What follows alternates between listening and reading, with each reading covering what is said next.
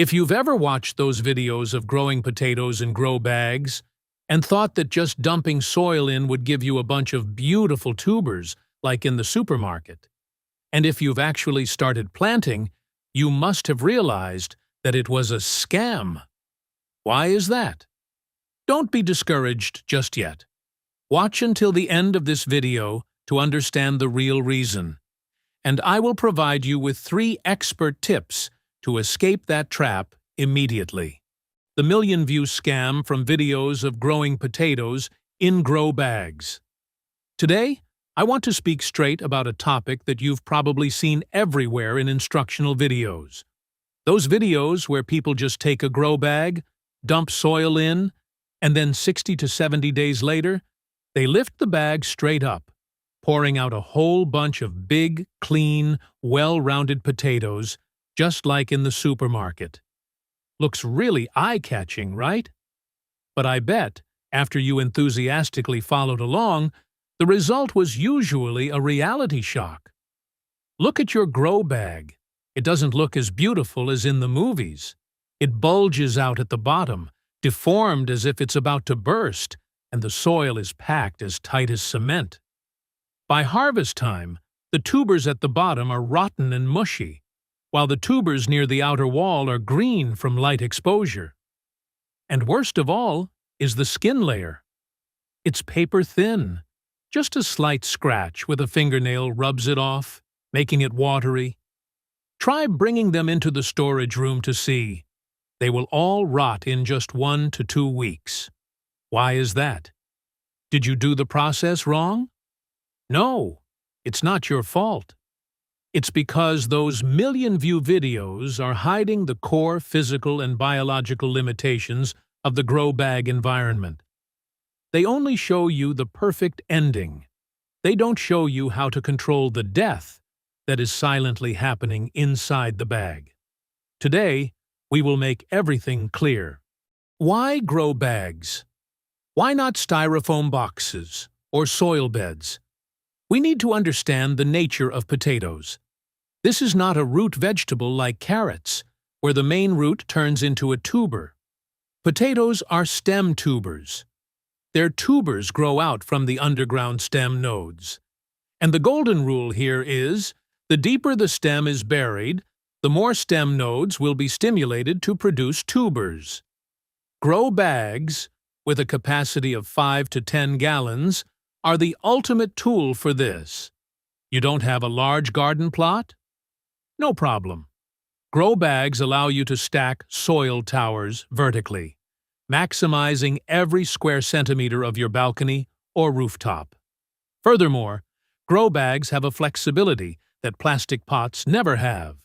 You can roll down or unroll the edge of the bag to perform the hilling up technique continuously according to the height of the plant. The more you build up the soil, the longer the underground stem becomes, and layers of tubers will stack upon layers of tubers. That's how you double or triple the yield on the exact same root. But don't let that flexibility fool you. If you don't understand physics, that grow bag will turn into a death trap. 3 physical failure points. Why is that? Look deep inside that grow bag. You will see it is not simply a bag holding soil, but a highly complex physical environment. There are 3 deadly failure points that I want you to remember, if you don't want 2 months of hard work to go down the drain. First is vertical compaction pressure, the silent enemy at the bottom of the bag. Imagine, with a grow bag about 50 to 60 centimeters high, the weight of the soil inside is no small number. The entire gravity of a whole column of soil presses heavily down on the bottom layer. When soil is compacted under that weight, the porous spaces meant to hold air will be completely wiped out. Do you know that plant roots also need to breathe? In compacted soil, oxygen is pushed out, replaced by stagnant water. The bottom of the bag at this time is no longer soil. It becomes a literal anaerobic swamp. There, anaerobic bacteria multiply, potato roots suffocate, and young tubers are besieged by wetness and lack of oxygen. That is exactly why, when you empty the bag, the tubers at the bottom layer are usually soft, mushy, black, and foul-smelling. That is the sign of rotting from suffocation, not from pests or diseases. Second is mechanical resistance, the barrier preventing tubers from growing. Many of you still have the habit of taking garden topsoil to put into the bag. But topsoil, when meeting water, will bind tightly together, creating a block as dense as concrete. Potato tubers, by nature, are an expanding organ of the plant stem. To grow big, it needs an environment with a certain level of looseness to push the soil particles to both sides. When encountering too much mechanical resistance from compacted soil, the potato tuber cannot develop into a well-rounded shape. It is forced to grow along the few available crevices, leading to deformed and misshapen tubers. Not to mention, this pressure also damages the skin surface of the tuber, creating ugly scabs and rough bumps. A perfect potato tuber needs space to breathe and to grow. If you lock it inside a heavy block of soil, you are manually strangling your own yield. Third, and this is the most common mistake, making all efforts vanish into thin air, is last-minute watering. There is a classic misunderstanding that watering keeps the plant healthy. Watering close to harvest day keeps the tubers fresh. Completely the opposite. Potatoes are best harvested when the soil is in a dry state. When you water close to harvest day, the tuber skin cells are in a state of being fully engorged with water. The skin layer at this time is like a water-filled sponge, very easy to get scratched just by a slight touch of a trowel or a finger. More importantly, high moisture from soil sticking to the skin is a red carpet, inviting bacteria and mold to enter through those tiny scratches. When you store the potatoes, that exact excess moisture will cause the tubers to rot from the inside out after just a few days.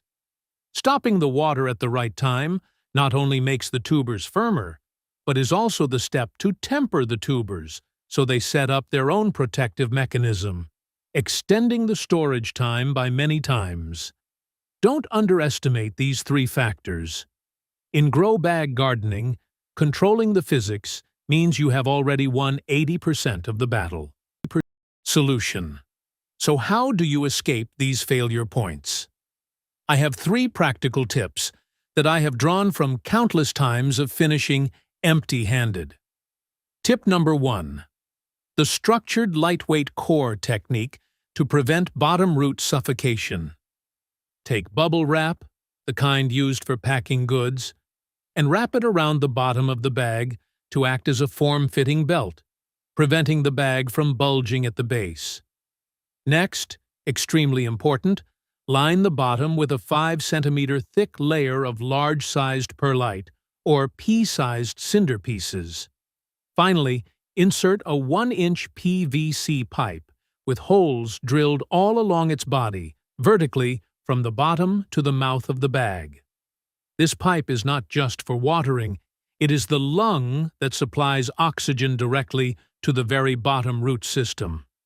When you have a load-bearing skeleton and a breathing pathway like that, your root system will be as healthy as an athlete, never suffocated or waterlogged. Tip number 2. Create a lightweight environment and an underground nutrient axis. Throw away the heavy topsoil mindset. You need to mix a super lightweight medium, 40% loose soil, 40% chopped dry straw or coconut coir, and 20% well-rotted compost.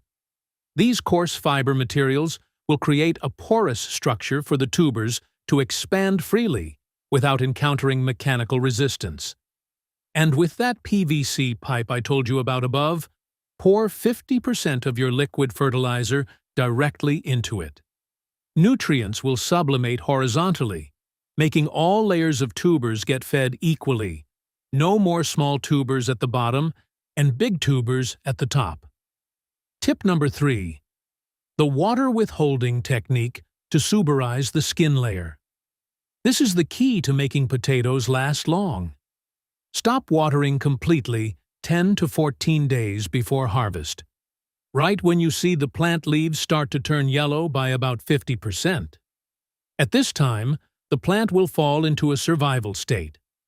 It stops feeding the leaves and directs all starch back to the tubers, while simultaneously triggering the suberization process to thicken the skin layer.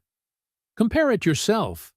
Waterlogged potatoes have thin, dirty clinging skin, which tears just by scratching with a fingernail. But water-withheld potatoes? The skin is tough, clean, firm in hand. You knock them together and hear the clacking sound of thick skin, and most importantly, you can store them for months without worrying about rot. Conclusion. You see? The grow bag by nature is an excellent cultivation tool if we master its physics and physiology. When the environment is right, the plant will yield to its maximum potential on its own. You don't need to be an agronomy expert, you just need to think a bit differently. Try applying this formula in the next season. Lightweight medium, a structured porous core at the bottom, and the water withholding technique in the last 2 weeks. I am sure the result will surprise you. Don't let the grow bag make it hard for you anymore. If you find this helpful, leave a comment below. Let me know your experience when applying it. And don't forget to subscribe to the channel, because I still have many other hidden corners in gardening that no one tells you about.